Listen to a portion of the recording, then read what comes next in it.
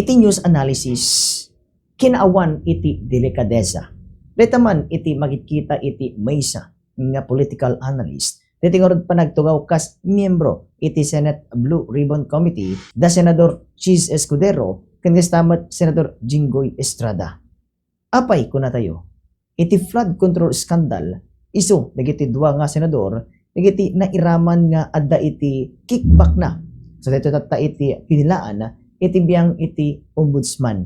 Iti sandigang bayan kat nagirwarda pa yan iti warrant of arrest na kapag issue pa yan iti bill na kung nakapagpiyansa ni Senador Estrada kat kasano kuma nga kat miyembro para iti panag-imbestigar iti nasao nga flood control scam.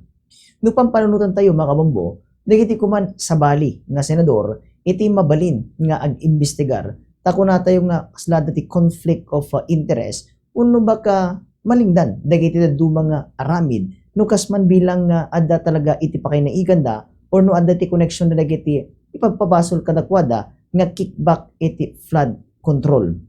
Unada iti biyang iti Philippine National Police ket no adda iti police nga involved ket masapol nareti ket adda iti sabali ng agency nga gimbestigar tigong kunada nga parallel investigation. Iti biyang iti Senado kasta kumamet no adda dagiti senador nga mairaman iti nasao nga issue ket ikatentay kumaisudan nga gimbestigar iti nasao nga banag. Di kat agpampanunot manen mga kabang wala giti kaadwan nga tattao nga sla dinuloko iti flood control investigation no dagiti karaman matlaeng isudan matlaeng iti agimbestigar. Kadita natin news analysis para iti Bombo News and Views. Siya ni Bombo Marcus Wakabasa ng This is Bombo Radio Philippines, the #1 and most trusted source of news and information. Basta Radio Bombo!